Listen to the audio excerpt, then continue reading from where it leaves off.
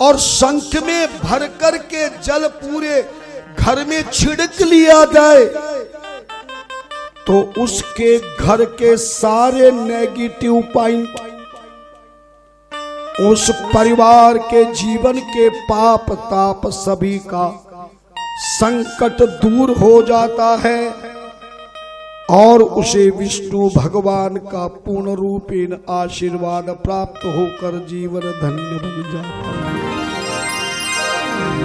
लेकिन ध्यान रखना, बजने वाला शंख अगर आपसे बजे नहीं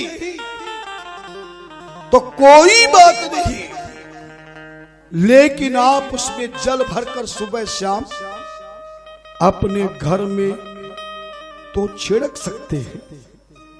व्यापारी भी शंख का जल अपने दुकान पर, फैक्ट्री में ले जाए, दुकान खोलकर सफाई करके शंख का जल छिड़क लेवे तो देखना बिना बुलाए लक्ष्मी, धन, सुख और संपत्ति अपने आप पहुंच जाती है।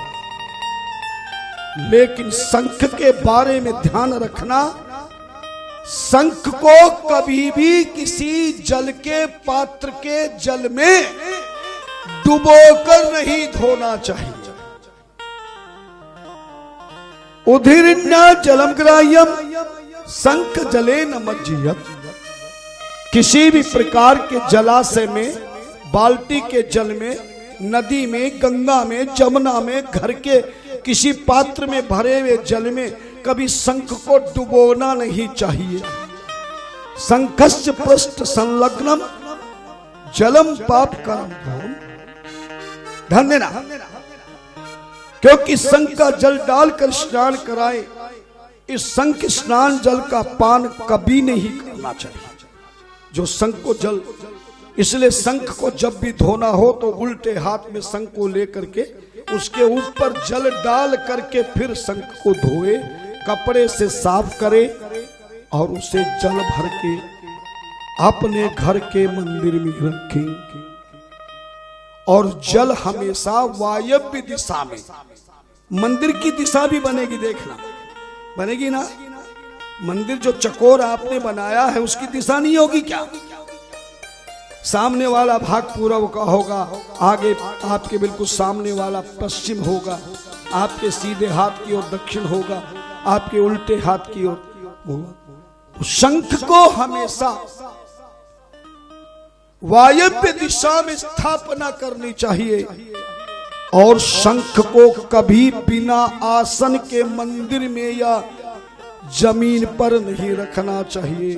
शंख को किसी कपड़े पर रखें या उसका आसन बना करके रखें।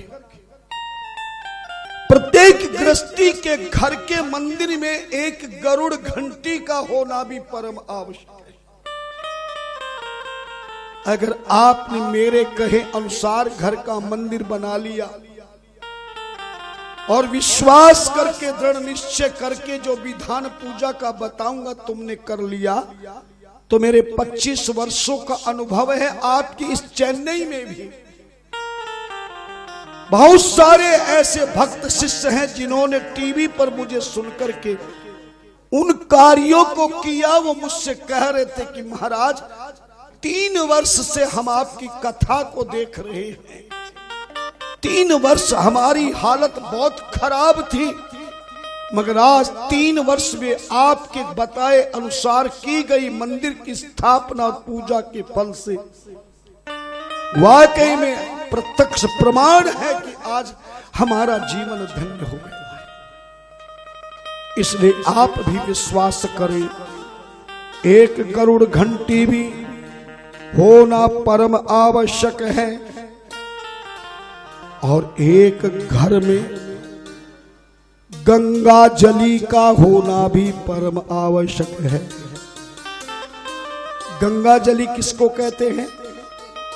एक छोटा सा पात्र जिसका ढक्कन लगा हो पर स्टील का नहीं हो, पीतल का हो, तांबे का हो, चांदी का हो, मिट्टी का हो, पर लोहे का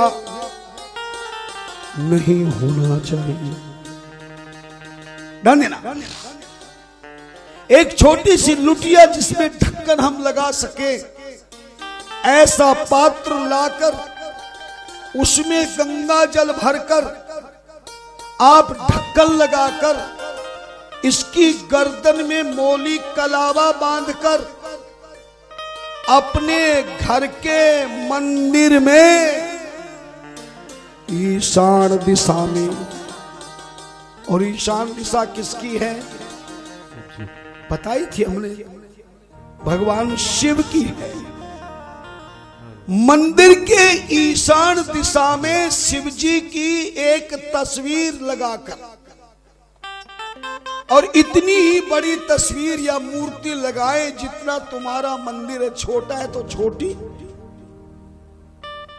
पर ज्यादा बड़ी फोटो घर के मंदिर में नहीं होनी चाहिए। शिव जी की तस्वीर कौन सी दिशाओं में लगाओगे? जोर से बोलो, ईशान दिशा में। पर एक बात का और ध्यान देना, कभी भी जिंदगी में घर के मंदिर की ही नहीं, पूरे मकान में किसी भी स्थान पर, और व्यापारी को अपने प्रतिष्ठान के स्थान में, दुकान हो या फैक्ट्री, किसी भी गृहस्थी को अपने घर में या दुकान, फैक्ट्री, ऑफिस आदि में ऐसी शिव की तस्वीर नहीं लगानी है जिस तस्वीर में अकेले भगवान शिव हो और उनके अलावा कोई भी ना हो। चाहे वो बैठने की मुद्रा में हो, चाहे ध्यान की मुद्रा में हो, चाहे किसी मुद्रा में हो, पर किसी भी गृहस्थी के घर में, प्रतिष्ठान में, जिस मूर्ति में, जिस तस्वीर में अकेले शिव जी हो, उनको भूल कर भी घर में बसा मत लेना, वरना वो तुम्हारा घर छीन लेंगे और तुम्हें अभार निकाल देंगे। सन्यासी, योगी और तपस्वी अकेले शिव की पूजा कर सकता है, तस्वीर की पूजा में अकेले जिसमें शिव है वो रख सकता है, पर गृहस्थी को शिव की तस्वीर या मूर्ति ऐसी रखनी चाहिए जिनके साथ में या तो पार्वती हो, या शिव पार्वती गणेश हो, या शिव पार्वती गणेश नांदिया हो, अर्थात शिव परिवार की ही मूर्ति, तस्वीर गृहस्थी को अपने घर में रखना चाहिए। अकेले शिव की मूर्ति मंदिर में ही नहीं, घर के किसी भी कमरे में, दुकान, फैक्ट्री, कार्यालय, ऑफिस के, गोदाम के किसी भी हिस्से में अकेले शिव की तस्वीर, मूर्ति नहीं होनी चाहिए। घर के मंदिर के ईशान में शिव परिवार लगाकर इसके आगे गंगा जली रखे, समझ गए ना? पर इस गंगा जली का ध्यान रखना, इस गंगा जली का, गंगा जल कोई भी किसी भी प्रकार से प्रयोग नहीं करना है, गंगा जली को रख देना है। और 1 महीने में जब पूर्णमासी आवे तो पूर्णमासी के दिन इस गंगा जली को उठाकर इसका सारा जल, गंगा जल पूरे घर में, दुकान में, फैक्ट्री में, कार्यालय में पूरा गंगा जल छिड़क देवे, कम पड़े तो इसमें और जल मिला ले। जब गंगा जली खाली हो जाए तो अंदर से और बाहर से इसको बढ़िया साफ करे, फिर इसमें दूसरा गंगा जल भर दे और ढक्कन लगाकर फिर वही मंदिर के शिव परिवार के आगे ईशान दिशा में स्थापित कर दे। क्योंकि शिवलिंग के साथ यदि गंगा की पूजा होती है, शिव के साथ में अगर गंगा की पूजा होती है तो उससे बहुत बड़ा लाभ प्राप्त होता है। गंगा और शिव जी का क्या रिलेशन है, यह तो हम आपको कल की कथा में बताएंगे। लेकिन आज केवल मंदिर स्थापना में गंगा जली रखी।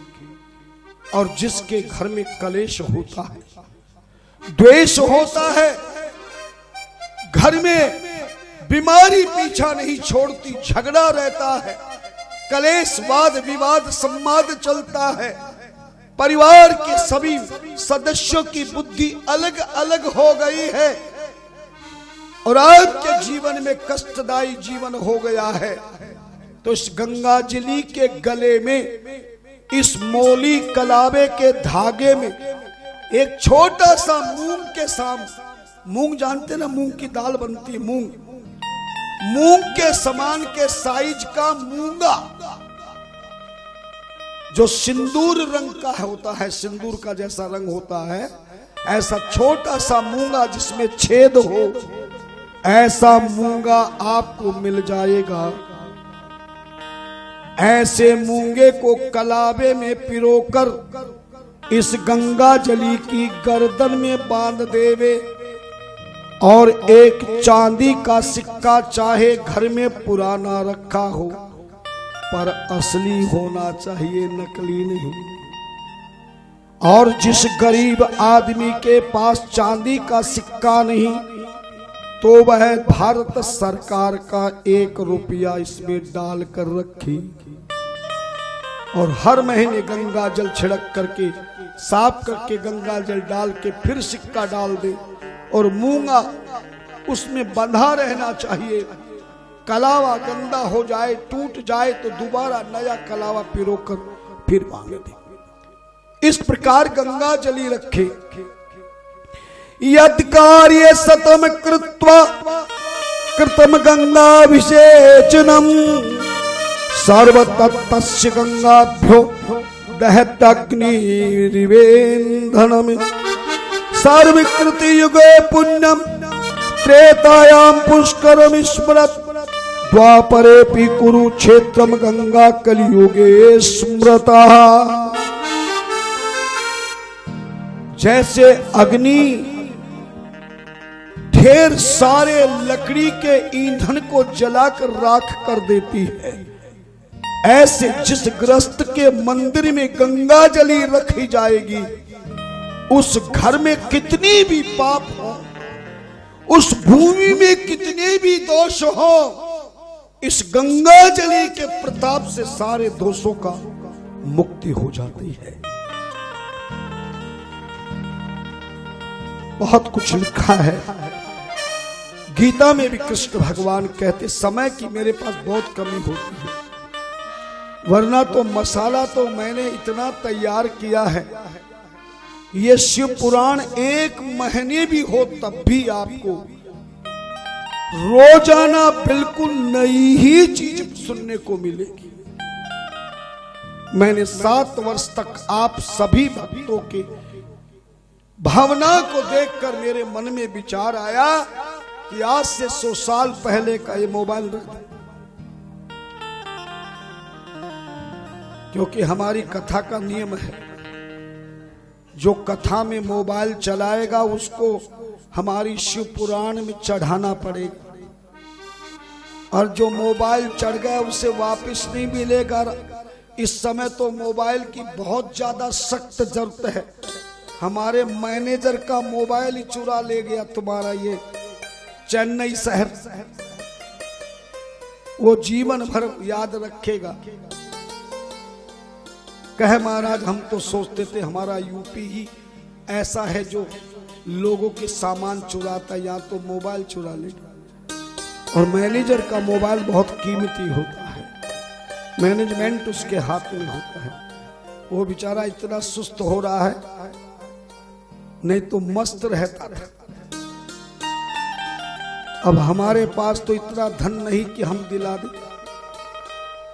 फिर भी हमने आश्वासन दिया है कि देखो प्रयास करेंगे, कोई न कोई दाता मिलेगा तो हम भी कहेंगे, क्योंकि मैनेजर भी इतना बड़ा धनवान नहीं, वो मोबाइल भी बड़ा महंगा था। आज व्यक्ति हर चीज सस्ती खरीदने के चक्कर में होता है, पर आज की संतान सबसे ज्यादा महंगा क्या खरीदती है?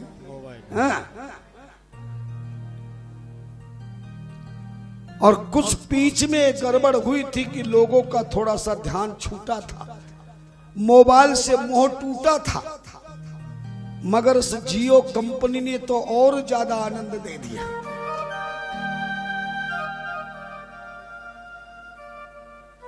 ध्यान देना, मैं भी रखता हूं, लेकिन ये मेरा नहीं, उधार रखता हूं किसी का। हाँ, हर हर महादेव, हर हर महादेव, हरि हरि महादेव। इसलिए आप गंगा जल रखें और एक शिवलिंग भी अवश्य रखें। जिस घर में शिवलिंग नहीं होगा उस घर के मंदिर की किसी भी देवी देवता की पूजा बिल्कुल निष्फल हो जाएगी, क्योंकि भगवान श्री राम खुद कहते हैं, शिवद्रोही मम दास कहावा, सो नर सपने हूँ मोहि नहीं पावा, सोनर सपने हो मोहि नहीं पावा। क्योंकि नहीं को शिव समान अप्रिय मोरे, मुझे शिव के समान कोई दूसरा प्रिय नहीं है। कृष्ण भगवान भी यही कहते हैं। इसलिए प्रत्येक गृहस्थ के घर में पत्थर का शिवलिंग मगर बिना जलहरी के शिवलिंग ना रखे। और एक बात मैं आपको बहुत आश्चर्य की बता रहा हूं, यदि आपके मंदिर में पारे का शिवलिंग हो जाए, ये पारा स्वयं भगवान शिव की अखंड समाधि के समय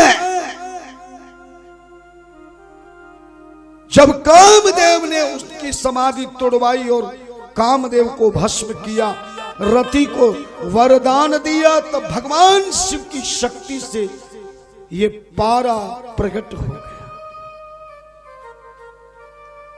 भगवान शिव ने कहा, मेरे इस पारे के शिवलिंग की घर के गृहस्थ में जिस मंदिर में स्थापना हो जाएगी, मैं और शिवलिंगों की एक दिन की पूजा करने पर एक दिन का फल मिलेगा, पर पारे के शिवलिंग की कोई जल चढ़ाकर उस जल को घर में छिड़क देता है, पारे के शिवलिंग की पूजा हो जाती है, तो भगवान कहते हैं कि 1000 गुना फल उसका प्राप्त हो जाए। अगर आपके घर में धन की कमी है, पूजा में मन नहीं लगता है, कोई काम नहीं बनता है, मन घबराता है, हर समय घर में कलेश बना रहता है, तो आप पारे का शिवलिंग अपने घर के मंदिर में रखेंगे तो परम लाभ प्राप्त होगा। ध्यान देना, इस प्रकार से ईशान कोण में भगवान शिव की तस्वीर के आगे गंगा जली और गंगा जली के आगे शिवलिंग रखे, और शिवलिंग के पास में ही गणेश और गोरा जी की मूर्ति रखे, चाहे चांदी की हो, पीतल की हो, शीशे की हो। गणेश और लक्ष्मी जिसको आप कहते हैं वो लक्ष्मी नहीं है, उसको गोरा कहा जाता है, लेकिन पूरे भारत के 95% लोग उसको गणेश लक्ष्मी कहते हैं,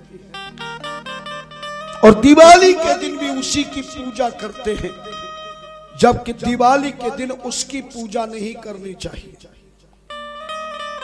वो गणेश के साथ में गौरा जी है, बताऊंगा मैं आपको कल की कथा में गणेश के साथ में गौरा की पूजा क्यों की जाती है। किसी भी ब्राह्मण देवता आचार्य से जब आप गणेश की पूजा होगी तो गणेश के मंत्र को संपूर्ण होते ही अंबे, अंबिके, अंबालिके आदि मंत्र का उच्चारण किया जाता है और गणेश के साथ में गौरा की पूजा होना परम आवश्यक है। इसलिए आप हाथी वाला गणेश की मूर्ति किसी भी प्रकार की ले और साथ में गौरा जी अलग अलग होनी चाहिए, दोनों एक साथ नहीं होना चाहिए। गणेश लक्ष्मी की मूर्ति तो चाहे एक साथ हो चाहे अलग अलग हो, लक्ष्मी गणेश की पूजा तो अलग अलग रूप में और एक साथ पूजा की जा सकती है, पर हाथी वाले गणेश की मूर्ति के साथ में गौरा जी की मूर्ति अलग होनी चाहिए। और गणेश की मूर्ति घर के मंदिर में वही लगावे, वही रखे जिस गणेश जी की सूंड का मुख जो है वो गणेश जी के उल्टे हाथ की ओर होना चाहिए। गणेश जी की मूर्ति की जो सूंड है वो ना खड़ी होनी चाहिए और ना ही उनके सीधे हाथ की ओर होनी चाहिए, गणेश जी के उल्टे हाथ की ओर होना चाहिए। अर्थात जब आपके सामने गणेश जी रखे हों तो उनकी सूंड कौन से हाथ की ओर होनी चाहिए? सीधे हाथ। सीधे हाथ। बात समझ गए ना? गणेश की मूर्ति आप उनके बाएं हाथ उल्टे हाथ की ओर घूमी हुई और आपको देखने पर सीधे हाथ की ओर लगे, ऐसे गणेश की मूर्ति या तस्वीर रखनी चाहिए। साथ में गौरा की तस्वीर रखे। जब ये सब ईशान कोण में रख दोगे तो आपका घर में एक शिव मंदिर तैयार हो गया है। हो गया ना? शिव की मूर्ति तस्वीर हो गई, गंगा जली हो गई, शिवलिंग हो गया और गणेश गौरा जी हो गए। ये मंदिर में शिव मंदिर बन गया। अब पूर्व दिशा की दीवार में मंदिर के अंदर जो पूर्व दिशा की दीवार है वहां अपने सतगुरु देव की और अपने इष्ट देव की, सतगुरु किसे कहते इसका मैंने कल विवरण बता दिया था, लेकिन इष्ट देव किसे कहते जरा समझ ले। ईश्वर एक है लेकिन उसके रूप अनेक हैं। उन ईश्वर के अनेक रूपों में से जो स्वरूप आपके मन में बस जाए, बुद्धि में बस जाए, हर समय ध्यान आए, ऐसा सुंदर उसके प्रति भाव बन जाए, वही ईश्वर का स्वरूप आपका इष्ट देव कहलाता है। जरूरी नहीं कि पति जो माने वही हम माने, जरूरी नहीं कि पिता जो कहे वही माने, नहीं। इष्ट देव और गुरुदेव दोनों किसी के कहने पर, किसी के चाहने पर नहीं, बल्कि ये दोनों चीजें अपने हृदय में सच्चा प्रेम का भाव आने पर, उनके प्रति खिंचाव होने पर, उनके प्रति आकर्षण होने पर ही बनाना चाहिए। जैसे सुनार के दुकान पे आप अंगूठी लेने जाएंगे, सुनार अंगूठी का पूरा डब्बा रख देगा, पर आप कौन सी अंगूठी खरीदेंगे? जो अंगूठी आपके मन को, घर वाले को पसंद आ गई पर आपको नहीं आई तो नहीं खरीदेंगे ना। ठीक इसी प्रकार ईश्वर के अनेक रूपों में से एक रूप जीवन के लिए हमें अपने हृदय में बसाकर सदा उसे अपना इष्ट देव मानकर सदा उनको सर्वोपरि भाव देना है। ऐसे देवता के अनेक रूपों में से एक रूप जो मन को भा गया उसको क्या कहते, जोर से बोलो, इष्ट देव। और इष्ट देव और गुरुदेव एक ही होना चाहिए। जिसको सतगुरु बना लिया, उसके अलावा दुनिया में कोई कितना चमत्कारी हो, नमस्कारी हो, किसी को सतगुरु नहीं बनाया जा सकता। ऐसे जिस इष्ट देव को एक बार मन में भा लिया, हम उसको दोबारा नहीं छोड़ना चाहिए। लेकिन इसका मतलब ये नहीं कि आपने जिस देवता के स्वरूप को इष्ट देव मान लिया बस उसी की पूजा करेंगे, बाकी देवी देवताओं को हम नहीं मानेंगे, ऐसा भेद नहीं लेना।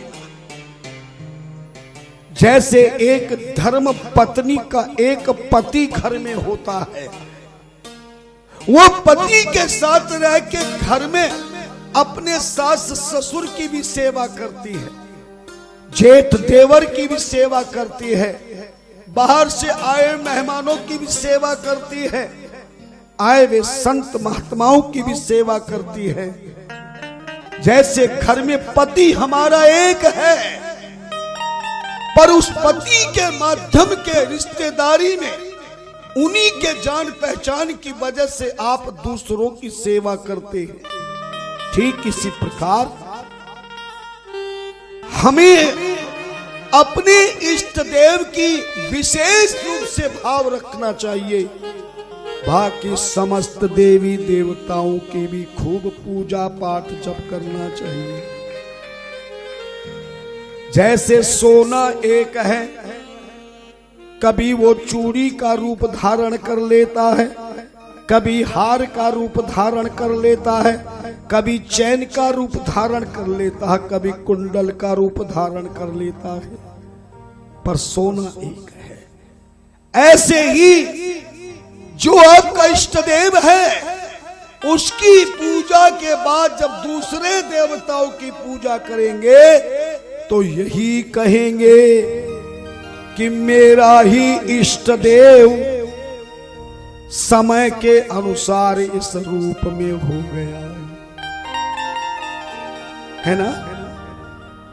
अर्थात जैसे भगवान शिव आपका इष्ट देव है, मान लो उदाहरण के तौर पर आपका शंकर भगवान इष्ट देव है, तो शिव को इष्ट देव की पूजा तो गुरुदेव के साथ में आपने करी, लेकिन जैसे ही राम जी की पूजा करोगे तो आप कहोगे कि मेरे ही भगवान शिव राम जी बनकर त्रेता युग में आए।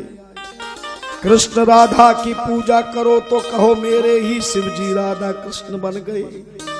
हनुमान की करो तो मेरे ही इष्ट देव हनुमान बने।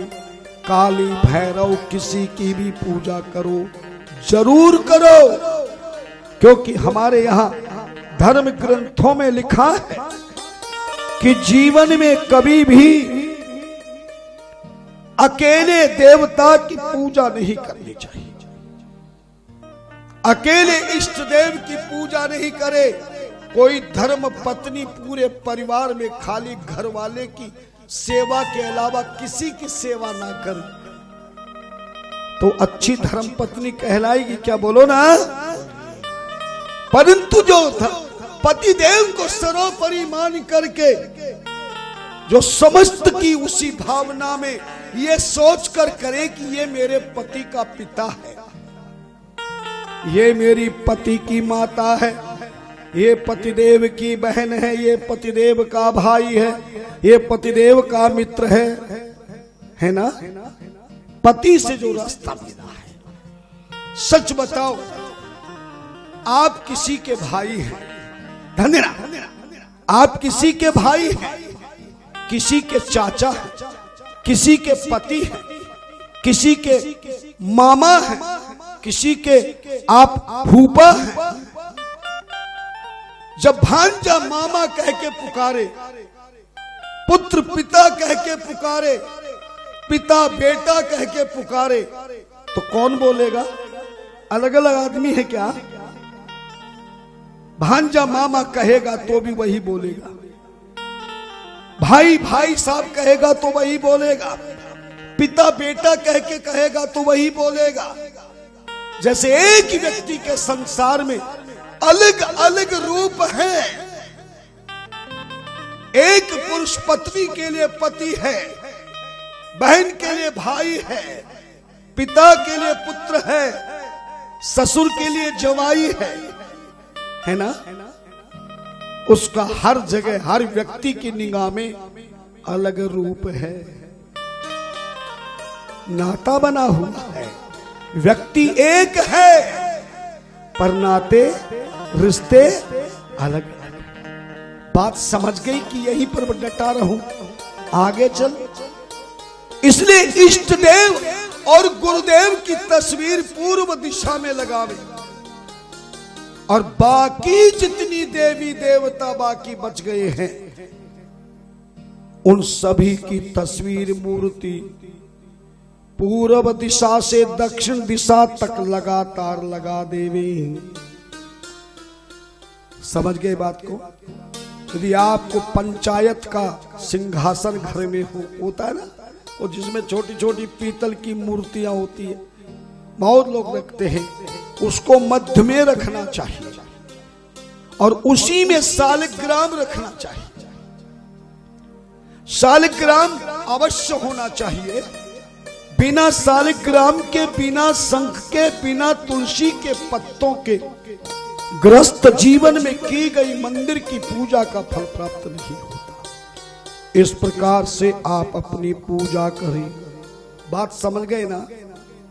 मंदिर तैयार करें, पूरे घर का एक ही दीपक होना चाहिए। कई जगह में आसाम गया, गुवाहाटी और लखीमपुर, नॉर्थ लखीमपुर आदि में कथा करने गया तो वहां हर घर के परिवार का अलग अलग दीपक है। ये घर वाले का, ये घर वाले की, ये भाई का, ये बहन। मैं वहां घरों में गया तो पता चला, मैंने उससे छुड़ाया, घर में केवल पूजा का दीपक एक होना चाहिए और सबसे पहले जो घर की पूजा करके दीपक जला दे, बस एक ही बार में दीपक जलना चाहिए। बार बार दीपक के जलते में घी नहीं डालना चाहिए और बुझ जाए तो परिवार का सदस्य उसे दोबारा नहीं जलाना चाहिए। लेकिन आप ये गलती करते हो जिसके कारण पूजा का फल प्राप्त नहीं होता। पूजा का दीपक पूरे परिवार के एक मंदिर में देवताओं की पूजा करने का दीपक केवल अकेला होना चाहिए। और कभी घर में कोई धर्म अनुष्ठान आदि करावे तो उसी दीपक का, उसी गरुड़ घंटी का, उसी शंख का, उसी इष्ट देव गुरुदेव का हमें प्रयोग करना चाहिए। दीपक स्टील का ना हो, मिट्टी का दीपक हो, पीतल का दीपक हो, पर तांबे का दीपक नहीं होना चाहिए, चांदी का दीपक हो। और पूजा करने वाला दीपक अलग से होना चाहिए। घर के मंदिर में पूरे परिवार का एक ही दीपक होना चाहिए, लेकिन आरती करने के लिए कभी भी पूजा के दीपक का प्रयोग नहीं करना चाहिए। अर्थात जिस जलते हुए दीपक से देवताओं की पूजा की जाए, दीपम दर्शयामि, तब उस दीपक को उठाकर आरती में प्रयोग नहीं करना चाहिए। गृहस्थ जीवन में 5 तत्वों का ये शरीर बना है और 5 ही सनातन धर्म के मुख्य देवी देवता है। इसलिए प्रतिदिन सुबह और सायंकाल जिस दीपक में 5 फूल बत्ती लग जाए, 5 रुई की फूल बत्ती जिस दीपक में लगे, ऐसे 5 फूल आरती दीपक से ही सुबह शाम घर के मंदिर की आरती करनी चाहिए। देखा होगा ना मंदिरों में बात समझ गए ना? जिसके पकड़ने का भी स्थान होता है उसके आगे रुई की फूल बत्ती 5 लग जाती है, मगर इस 5 बत्ती के लगने के बाद इस पंच फूल आरती दीपक में एक बड़ा दीपक भी बीच में होता है। उसमें लोग ज्यादातर धूप लगाते हैं। पूजा के समय धूप का प्रयोग करना चाहिए, लेकिन आरती के समय कभी भूल कर भी धूप का प्रयोग नहीं करना चाहिए। ये जो बीच में बड़ा दीपक है आरती में, 5 बत्तियां लगने के बाद जो बीच में चौड़ा बड़ा दीपक तुम्हें दिखाई दे रहा है, ये धूप के लिए नहीं है, ये कपूर के लिए है। दीपक और कपूर की आरती जिस घर में प्रतिदिन सुबह और शाम हो जाए, पर तुम्हें तो आरती भी नहीं करनी आती, क्योंकि तुम केवल मंदिर ही मंदिर में आरती का दीपक घुमाते हो। ध्यान देना, आप मंदिर ही मंदिर में केवल आरती करते हो, जबकि हर गृहस्थ में जहां मंदिर बन गया उसका पूरा घर ही मंदिर है। तुमने सुंदरकांड नहीं पढ़ा क्या? मंदिर मंदिर प्रति कर शोधा, देखे चाहत है अगणित जोधा, गयऊ दशानन मंदिर मान, अति विचित्र कही जाते सुना। अरे लंका के जिन घरों में राक्षस रह रहे थे, है ना, कान्हा हनुमान जी ने क्या देखा? बोले देखे अगणित जोधा, राक्षस देखे। रावण के घर को देख के तो और दिमाग खराब हो गया। बोले इतना खराब माहौल की कहा नहीं जाता, अति विचित्र कही जात समाज। एक रावण के लंका के घरों में रहने वाले राक्षस जिसमें रह रहे हैं, बुरा कर्म कर रहे हैं, उसको तुलसीदास जी मंदिर शब्द का प्रयोग करते हैं।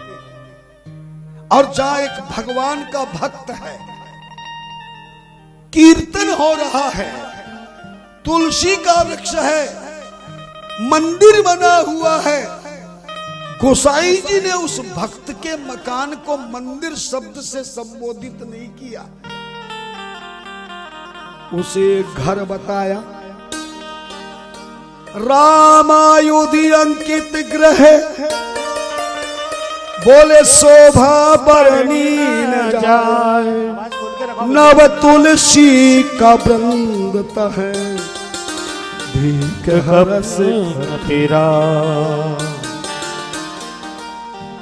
कितनी विचित्र कथा है, कोई दे सकेगा जवाब? जिन घरों में राक्षस गलत काम कर रहे हैं, उसको गुसाई जी कहते मंदिर मंदिर प्रतिकर शोधा। सारे मंदिरों में जा जा के सीता की खोज करी, पर देखे जहता अगणित जोधा। और बोले जिस महल में रावण रहता उसको भी मंदिर बता दिया। बोले गयऊ दशानन मंदिर माही। और जहां विभीषण रह रहा, भजन हो रहा, उसको घर बता रहे। है जवाब आपके पास? चलो जवाब है तो नहीं बताऊंगा, क्योंकि तुम्हारे यहां तो राम कथा हो चुकी है, लेकिन तुम्हारा मन दुखेगा। और मैं किसी को नाराज करने के लिए नहीं आया हूं, मैं तो तुम्हें इतना प्रसन्न करके जाना चाहता हूं कि जाने के बाद भी तुम्हारे जीवन में ये खुशहाली बनी रहे, आनंद बने। इस बात को पार्वती ने भगवान शिव से कथा रोक के पूछ लिया, ये क्या बोल रहे हो तुम? जहां राक्षस उसको मंदिर कह रहे हो और जहां भगवान का भक्त भजन मंदिर बना के कर रहा उसको तुम घर कह रहे हो।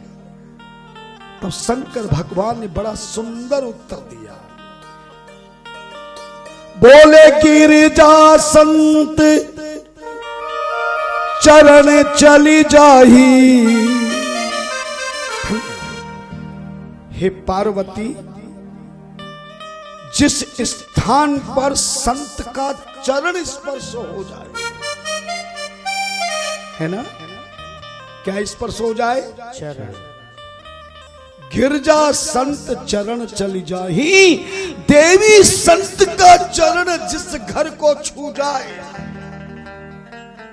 उस घर में चाहे देवी देवता हो या कोई भी हो, पर वो घर घर नहीं मंदिर बन जाता।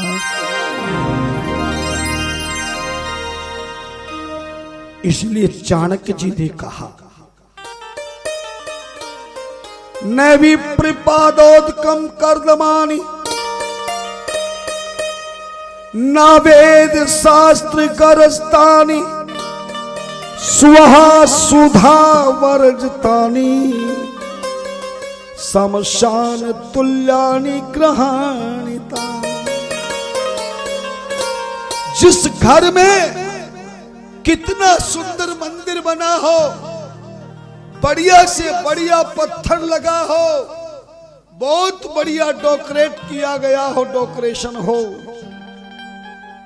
मगर जिस घर में आज तक न विप्रपादोदकम कर्दमान, किसी ब्राह्मण को बुलाकर आज तक उसके चरण धोकर, ब्राह्मण के संत के गुरु के चरण जिस घर में आज तक नहीं लगे हो, न वेद शास्त्र गरस्तानी, घर में कभी बैठ के ब्राह्मण के द्वारा वेद शास्त्रों के मंत्रों का उच्चारण नहीं हुआ, और स्वाहा कभी हवन नहीं हुआ हो, स्वाहा स्वाहा की आवाज जिस घर में नहीं हुई हो, और स्वधा कभी पितरों का तर्पण नहीं किया हो, बोले ऐसा घर घर नहीं, शमशान तुल्यानि ग्रहाणितानि। वो घर कैसा होगा? शमशान जैसा कहलाएगा। पर जिस घर में संत के चरण चले जाएं, वो महाराज है पवित्र से पवित्र भी पवित्र रूप धारण कर लेगा, क्योंकि संत चरण भी पारसमणि है, जिसके छूते ही लोहा सोना बन जाता है। नंदिना, इस प्रकार से आप घर के मंदिर को बनावे, और पूजा के पात्र हमेशा स्टील के नहीं होनी चाहिए। जल का लोटा मंदिर का अलग से तांबे का हो।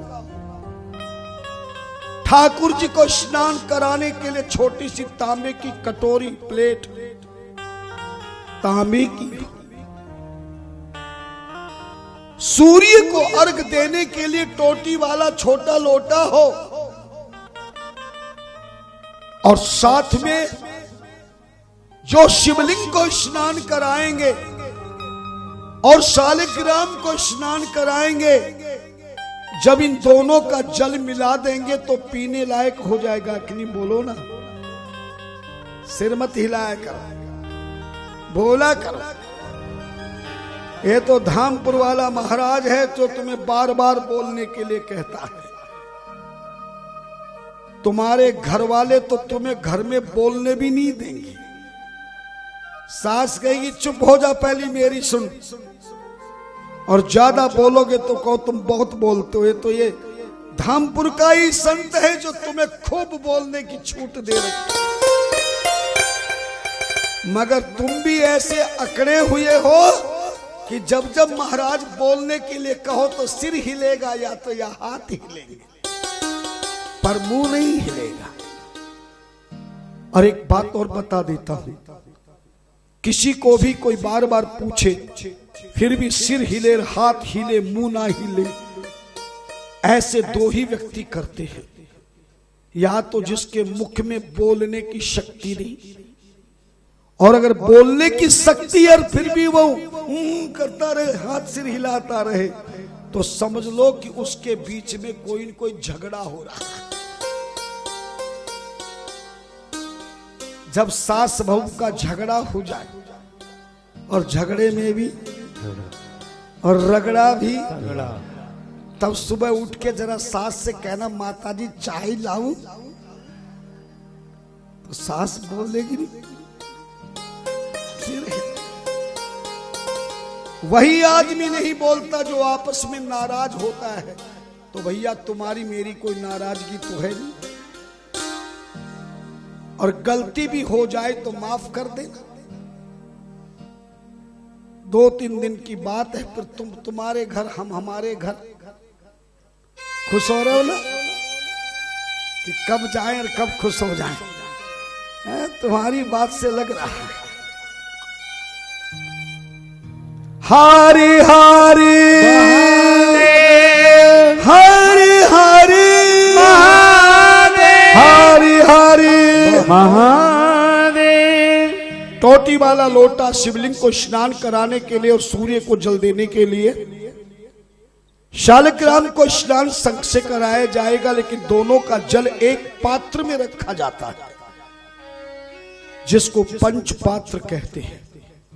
आप मेरी भाषा को ना समझ सके तो मंदिर में जब कभी आप गए होंगे, नगर के मंदिर में या तीर्थों में, तो ब्राह्मण देवता आपको चरणामृत देते हैं। एक आधा जैसा गिलास गोल तांबे का, उसमें एक आचमनी चम्मच तांबे की बनी हुई, इसको पंच पात्र कहते हैं। इस तरह से आप मंदिर बनाए। घर में जाप करने के लिए केवल तुलसी या रुद्राक्ष की माला ही होनी चाहिए, और प्रत्येक पुरुष को माला पहन करके रखना चाहिए, लेकिन जिस माला को पहने उससे कभी जाप नहीं करना चाहिए, और जिस माला से जाप करे कभी उसे गले में धारण नहीं करना चाहिए। कोई यंत्र हो, माला हो, जीवन में 4 चीजें मैंने देखी है, मैं भी प्रयोग करता हूं। घर में पारे का शिवलिंग हो, और अपने धन के स्थान के लॉकर में 2 चीज हो, नोट कर लेना, और नहीं मिले तो मुझे बता देना। गणेश लक्ष्मी पारे के, कौन सी चीज के गणेश लक्ष्मी? पारे के गणेश लक्ष्मी हो, और दक्षिणवर्ती शंख हो। क्या बात है! जिसके लोकर में पारे का गणेश लक्ष्मी और दक्षिणवर्ती शंख, दक्षिणवर्ती शंख का प्रसंग कल की कथा में आएगा। यह शंख कैसे पैदा हुई, तुलसी कैसे पैदा हुई, और शालग्राम कैसे हुई। 2 प्रकार की तुलसी, 2 प्रकार के शंख, 2 प्रकार के शालग्राम, इसकी चर्चा तो हम कल करेंगे।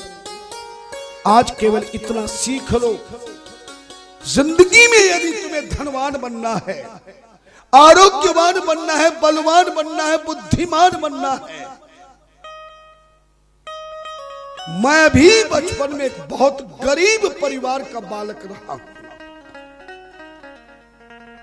मैंने दूसरों की सेवा पढ़ते हुए करके, अपने ट्यूशन करने वाले टीचरों के कपड़े, टीचर के कपड़े धोकर, घर की झाड़ू लगाकर, बिना पैसे दिए ट्यूशन करता था।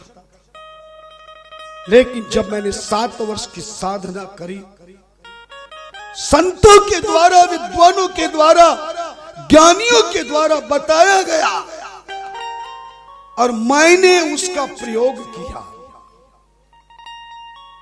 दक्षिणवर्ती शंख बड़ा नहीं होता, ध्यान देना, इतना छोटा होता है।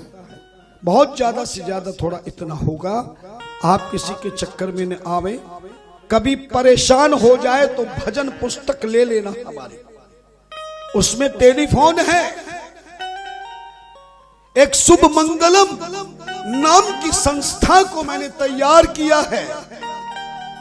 वो संस्था असली धार्मिक चीजों को तैयार करती है, पर मैं कथा में ज्यादा चीज नहीं ले जाता।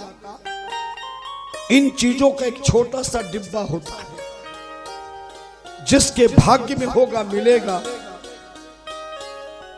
आप प्रयास करके देखना, जहां काउंटर लगा है, अगर बच गए हो तो शायद आपको मिल सकते हैं।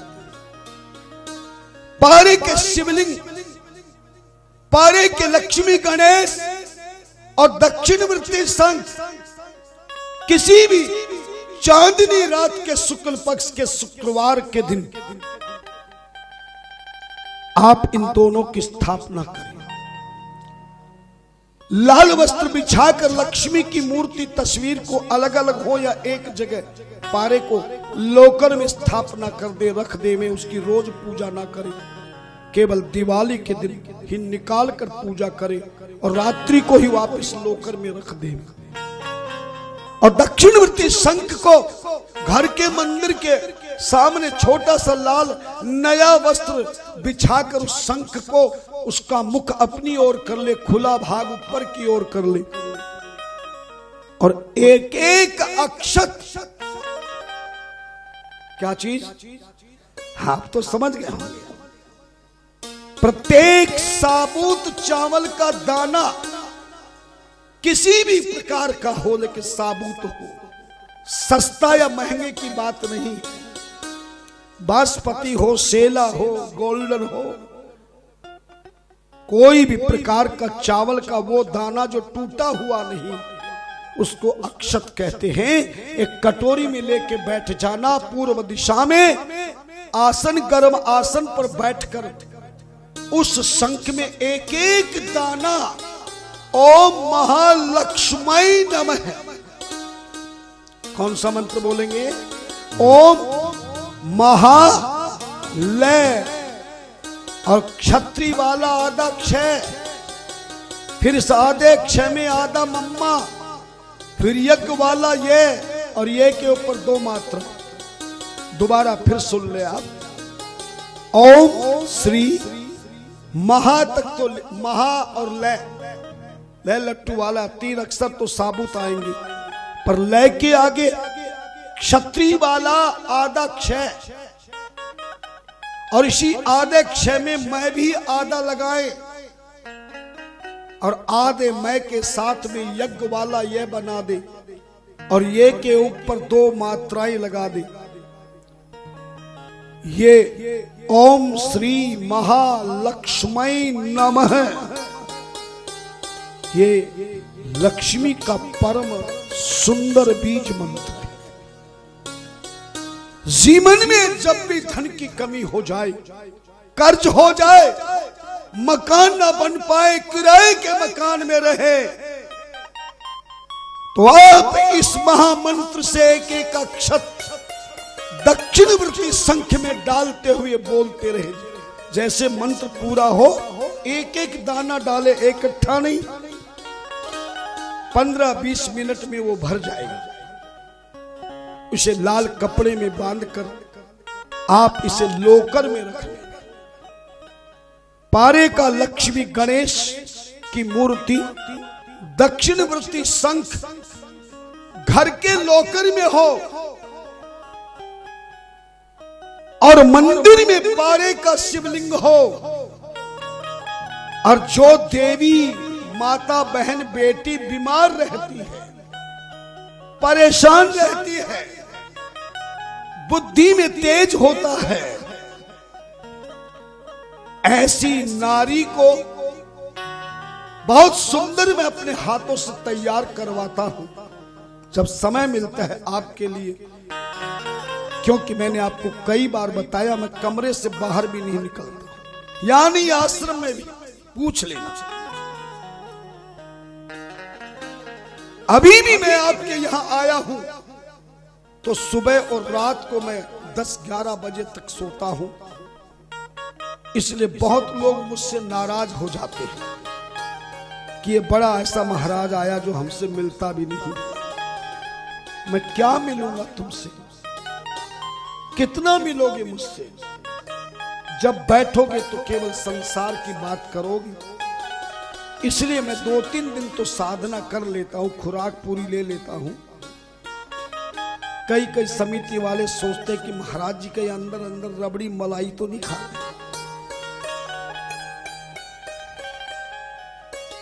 मैंने अपने हाथों से बहुत ग्रंथ तैयार किए हैं। ये जो शिव पुराण सुना रहा हूं यह भी मेरे हाथों से लिखा हुआ है। ऐसी 3 ग्रंथ हैं केवल शिव पुराण की।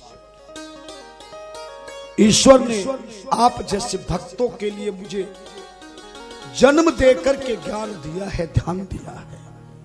क्योंकि मुझे तो बिना कुछ करे, बिना पूजा करे, पाठ करे, जाप करे, खूब तो पहनने को माला मिलती है और कमरे में वो दिलीप जैसे भैया मुझे मिल जाते, खूब माल खिलाते हैं।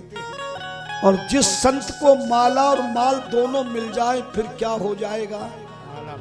और जो हो गया माला माल फिर तो समझ लो उसके जीवन का बन गया बड़ा कमाल।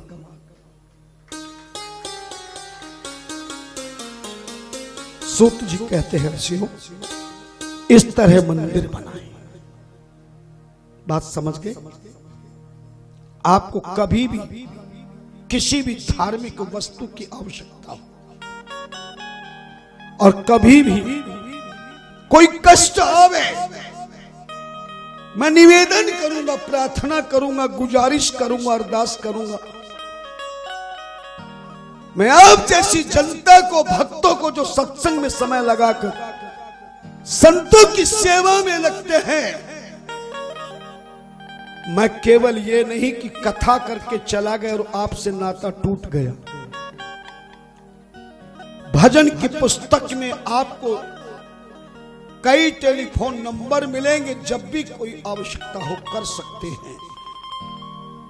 आपके जीवन में कभी भी जीवन में कोई कष्ट आवे, दुख आवे, दरिद्र आवे, कोई समझ में बात न आवे तो भले मैं कम बात करता हूं, लेकिन मेरे जितने अधिकारी लोग हैं, एक नहीं कई अधिकारी लोग हैं जो हर समय आपके लिए मोबाइल लेकर बैठे रहते हैं 24 घंटे।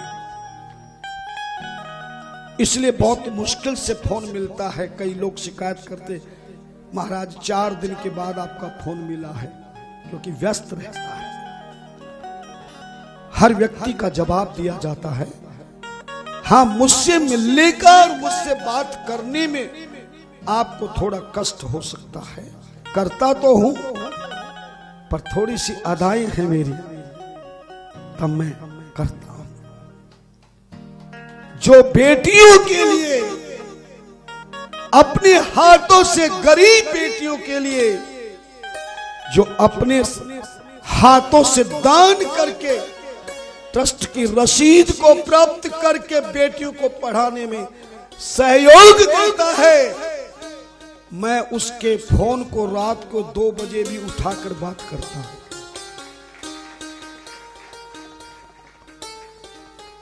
मेरे लिए नहीं चाहिए, मुझे तो आप चाहिए, सुनने वाले चाहिए।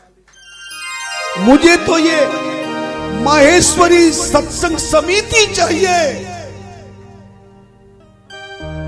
जो मुझे बुलाकर व्यास गद्दी पर बिठाया है, हमें और आपको बुलाया है, व्यवस्था बनाई है। हमें आप चाहिए, समिति चाहिए। बाकी तो जो कुछ मिलता है वो ठाकुर जी देते हैं, ना आप देते हैं ना मैं देता।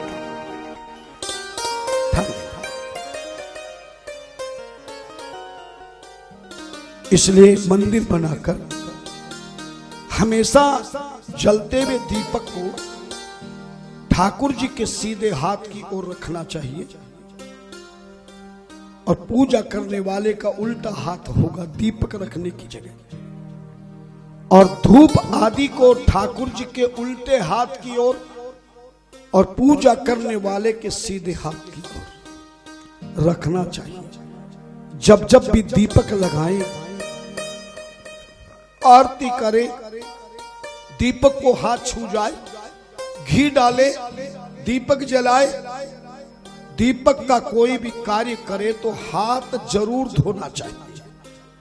जब जब भी ठाकुर जी को दीपम दर्शयामि धूपम आग्रयापयामि कहे तो तुरंत हस्तो प्रक्षालय, ऐसा धर्म ग्रंथ कहता है। इसलिए आप इस तरह का मंदिर बनाकर आप सुंदरता से प्रतिदिन नियम से पूजा करें और जाप माला से करे तो पूरी माला करे, और जो बिना माला से करना चाहे तो कम से कम उस मंत्र का उतनी देर अवश्य जाप करें जितना उस मंत्र में अक्षर है। जैसे नमः शिवाय पंचाक्षर मंत्र है तो कम से कम कितनी बार बोलेंगे बिना माला के? तू सो रही कि बोल रही है?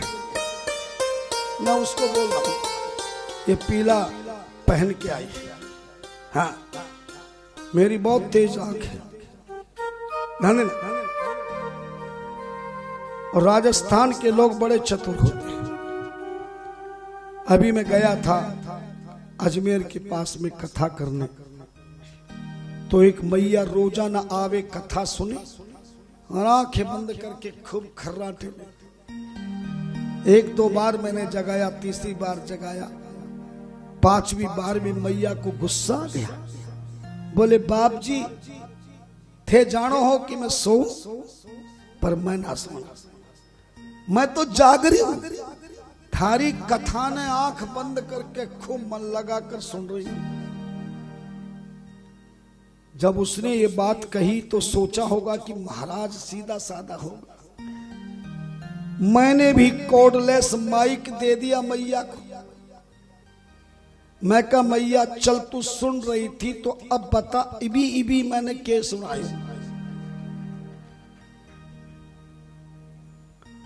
तो मैया खड़ी हो गई। बोले बाप जी थे यही तो बता रहा था कि एक जमींदार ने भैंस खरीदी, घर लाके घरवाली से बोले रे सुने भाग्यवान, लठ लेकर खड़ी हो जा भैंस के सामने, मैं दूध निकाल रहा हूं। दूध निकालते निकालते अगर यह भैंस हिल जाए, चमक जाए, तो एक लठ मार दियो इसकी पीठ पर, ताकि डर जावेगी और कल से फिर हिल ना पावेगी। सो जमींदार किसान दूध निकालने लगे, घरवाली लठ लेके खड़ी हो गई। दूध निकालते निकालते जैसे भैंस चमकी, चमकी मानी समझते ना, हिली, तो घरवाली ने लठ उठायो तो मार तो रही थी, भैंस की पीठ में लाग गयो घरवाली की पीठ। जब बुढ़िया ने माइक से ये बात कही तो उसकी बहू बैठी थी, मुझे कहने का मौका ना मिला। उसने हाथ पकड़ के बिठा दिया बुढ़िया को, बैठ जाओ माता जी। अरे बहू बोले गुरुजी यो तो धारावाहिक आ रही हो टीवी में।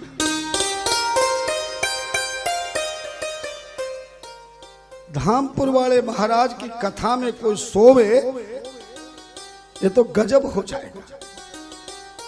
लोग तो कहते हैं कि जो 3 दिन का सोया हुआ नहीं महाराज की कथा में चला जावे तो नींद ही ना आवे, है ना। इसलिए मेरी चश्मे की बड़ी चतुरता है, ध्यान रखना। हरि हरि हरि हरि हरि हरि।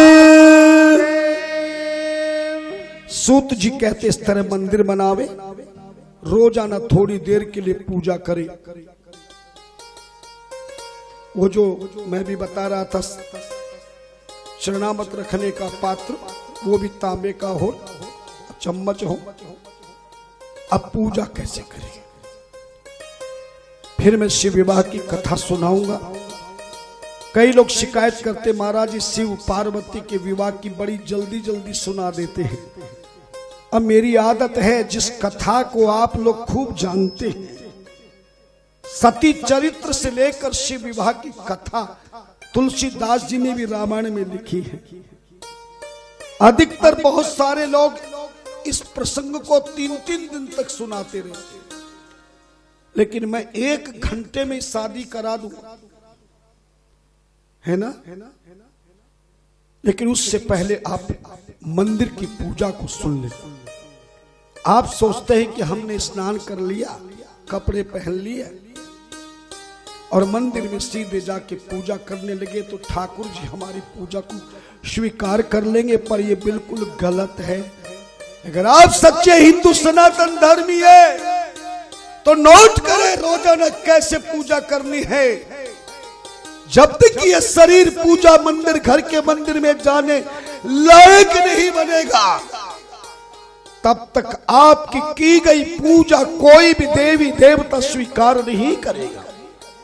और आज हिंदू समाज के सनातन धर्मियों को प्रतिदिन पूजा खूब करते हैं, पर वास्तविकता में सनातन धर्म के ग्रंथों के आधार पर कम समय में बढ़िया वो कौन सी पूजा है जिसकी पूजा करते ही मेरे प्रभु की हम पर कृपा हो जाए।